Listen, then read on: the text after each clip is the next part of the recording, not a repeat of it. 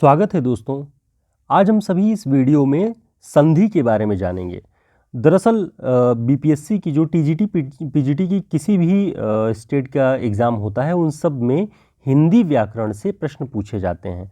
तो हम आज शुरुआत करते हैं संधि से। तो बहुत सरल और बहुत आसान तरीके से जानने की कोशिश करेंगे कि संधियों का जो योग है वो कैसे होता है, कैसे उनमें परिवर्तन होते हैं मात्राओं के। बहुत आसानी से समझने की कोशिश करेंगे। सबसे पहले जानते हैं कि संधि होती क्या है। दो वर्णों के मेल से उत्पन्न होने वाले परिवर्तन को संधि कहते हैं। यानी दो वर्ण कोई भी होंगे, उनका जब हम मेल करते हैं तो उसे संधि कहते हैं। अगर दो ईंट से ईंट अगर आप जोड़ेंगे तो उनके बीच में जो दरार होगी उसे पूरा करने के लिए जो आप मसाला सीमेंट वगैरह का इस्तेमाल करते हैं तो वो संधि का काम करता है, उन्हें जोड़ने का काम करता है। और ताकि जोड़ ऐसा हो कि परिवर्तन बहुत ज़्यादा खराब न लगे, इसके लिए संधि के नियम बनाए गए हैं। तो सबसे पहले जानते हैं कि संधि के प्रकार कौन कौन से होते हैं।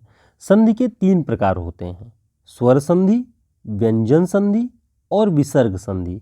ये 3 प्रकार की संधियां होती हैं।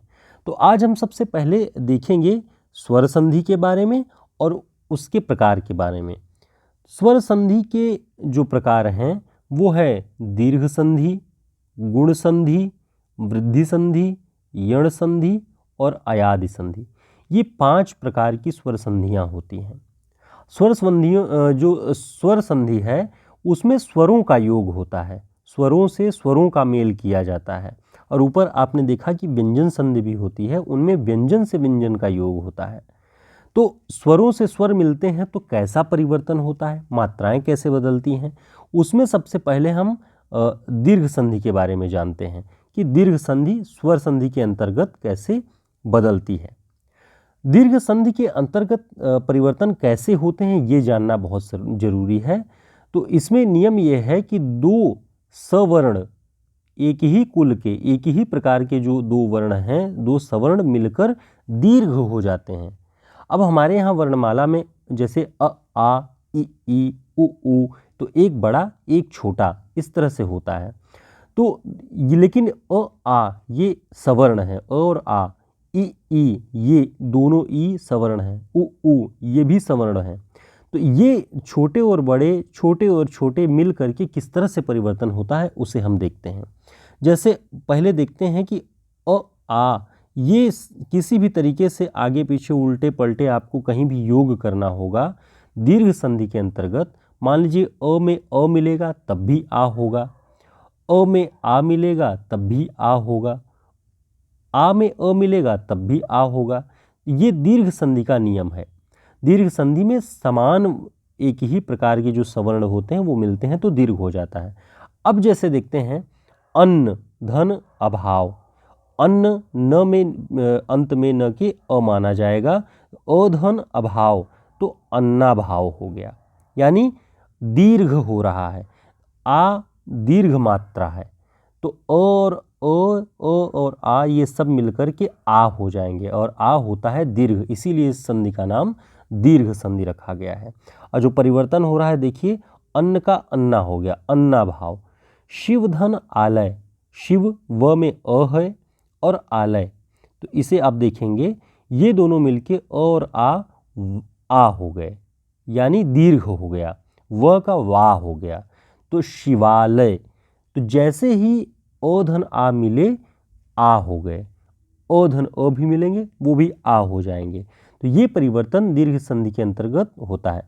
अब आगे दूसरा देखें कि छोटा ई और छोटा ई, छोटा ई और बड़ा ई, बड़ा ई और छोटा ई, यानी आगे पीछे किसी भी तरीके से ई और ई जब भी मिलेंगे तो दीर्घ हो जाएंगे। दीर्घ माने बड़ी, छोटी हट जाएगी और ई अपने आप पे बड़ी वाला दीर्घ हो जाएगा।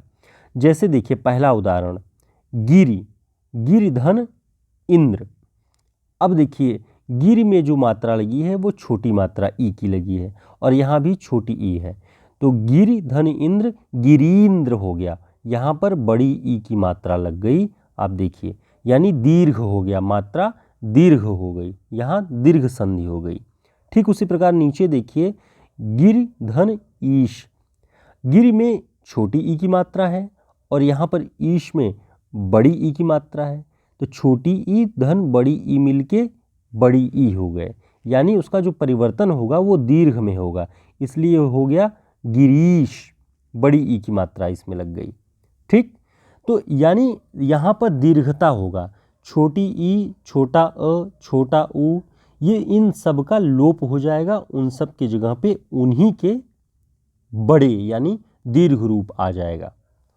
इसी प्रकार ऊधन ऊ, छोटा ऊ या बड़ा ऊ और छोटा ऊ, इस तरह का जहाँ भी मेल होगा, दो ऊ जहाँ पे मिलेंगे वहाँ पर दीर्घ वाला ऊ हो जाएगा, यानी बड़ा वाला ऊ।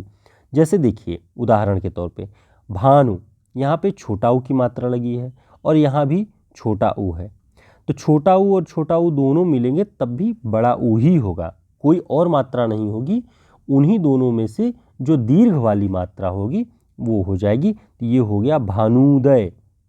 ठीक, बड़ा ऊ की मात्रा लग गई। तो इस तरह से दीर्घीकरण होता है, स्वरों का दीर्घीकरण, बड़ा वाला जो होगा वही वहाँ पर आ जाएगा। अब ये एक बहुत विशेष बात और है दीर्घ संधि के अंतर्गत कि इसमें अ, आ, ई, उ ये सब तो आते हैं, ए, ऐ, ओ, औ ये इसके अंतर्गत इनका कोई काम ही नहीं है। दीर्घ संधि में ए, ऐ, ओ, औ आता ही नहीं है, ये वृद्धि संधि में चला जाता है। ये आपको हमेशा ध्यान रखना है कि दीर्घ संधि में ए, ऐ, ओ, औ इनका कोई नाम नहीं होता है, इनकी मात्राओं का कोई गणना नहीं होता, ये वृद्धि संधि में चले जाते हैं। तो जब भी आप वृद्धि संधि की बात करेंगे, वृद्धि संधि पहचानने की बात होगी, तो वहाँ आपको ए, ऐ, ओ, औ को ध्यान में रखना होगा, इन सब को नहीं। अब हम देख लेते हैं कि वृद्धि संधि क्या होती है।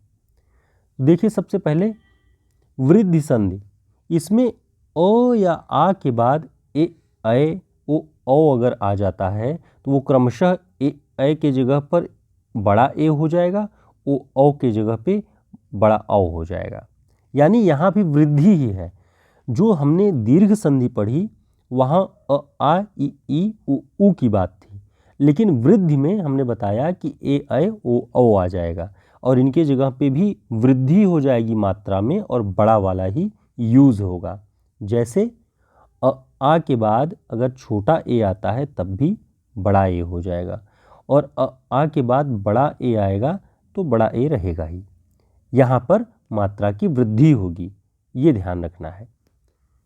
उसी प्रकार आ के बाद ओ आ जाए तब भी औ होगा, और आ के बाद औ आ जाए तो औ है ही।